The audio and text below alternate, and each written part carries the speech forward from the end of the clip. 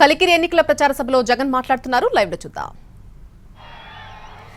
చిక్కటి చిరునవ్వులతోనే ఆత్మీయతలు ప్రేమానురాగాలు పంచిపెడతా ఉన్నా నా ప్రతి అక్కకు, నా ప్రతి చెల్లెమ్మకు, నా ప్రతి అవ్వకు, నా ప్రతి తాతకు, నా ప్రతి సోదరుడికి, నా ప్రతి స్నేహితుడికి, మీ అందరి ప్రేమానురాగాలకు మీ బిడ్డ మీ జగన్ రెండు చేతులు జోడించి పేరు పేరున హృదయపూర్వకంగా కృతజ్ఞత తెలుపుకుంటా ఉన్నాడు.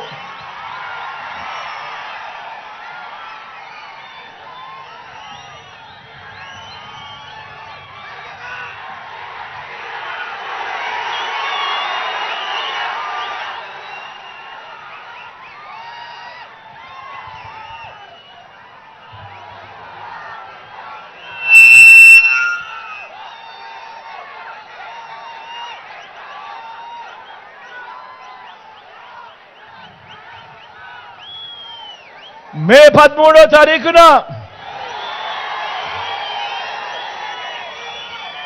జరగబోతా ఉన్న ఎన్నికలు ప్రతి ఒక్కరూ గుర్తుపెట్టుకోవాల్సింది ఒక్క అంశం ఉంది.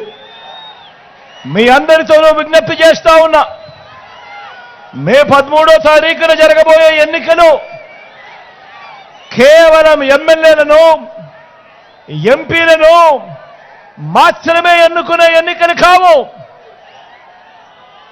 ఈ ఎన్నికలు రానున్న 5 సంవత్సరాలు, రానున్న 5 ఏళ్లలో మీ ఇంటింటి అభివృద్ధిని, ప్రతి పేద కుటుంబం భవిష్యత్తును నిర్ణయించబోయే ఎన్నికలు ఈ ఎన్నికలు అన్నది ప్రతి ఒక్కరూ కూడా జ్ఞాపకంలో పెట్టుకోమని కోరుతా ఉన్నా. ఈ ఎన్నికల్లో మీరు జగన్కు ఓటు వేస్తే పథకాలన్నీ కొనసాగింపు, పొరపాటున చంద్రబాబుకు ఓటు వేస్తే పథకాలన్నీ ముగింపు, మళ్ళీ మోసపోవటమే. పొరపాటున చంద్రబాబుకు ఓటు వేస్తే ఏమవుతుంది? మళ్ళీ వదల బొమ్మాలి వదల అంటూ పసుపుపతి మళ్ళీ నిద్రలేస్తాడు. మళ్ళీ నిద్రలేసి మీ ప్రతి ఇంటి గడప తడుతాడు, మీ రక్తం తాగేందుకు. మళ్ళీ ప్రతి ఒక్కరూ కూడా గుర్తుపెట్టుకోండి, చంద్రబాబును నమ్మడము అనంటే కొండ చిలువ నోట్లో తలకాయ పెట్టడమే అన్నది ప్రతి ఒక్కరూ కూడా గుర్తుపెట్టుకోమని కోరుతా ఉన్నా.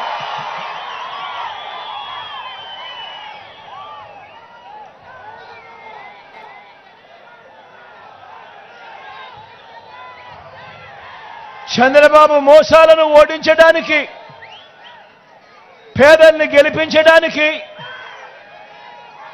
విలువలకు విశ్వసనీయతకు మరోసారి ఓటు వేయడానికి మీరంతా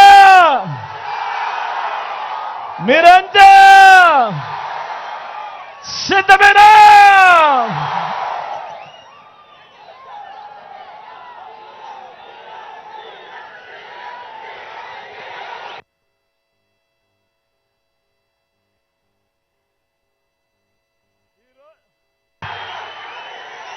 ఈ రోజున ఈ సభ ద్వారా ఈ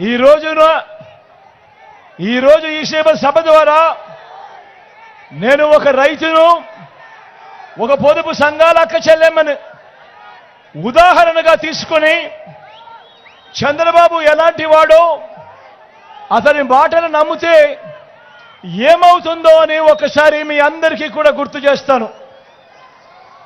మీ అందరికీ కూడా గుర్తు ఉండే ఉంటుంది. 2014 ఎన్నికలు మీ అందరికీ కూడా గుర్తు ఉండే ఉంటుంది. ఆ 2014 ఎన్నికల్లో ఎవరైనా కూడా ఒకటి గుర్తుపెట్టుకోండి. ఒక రాజకీయ నాయకుడిని చూసి ఎవరైనా ఎందుకు ఓటు వేస్తారు? ఆ రాజకీయ నాయకుడిలో విలువలు ఉండాలి, విశ్వసనీయత ఉండాలి.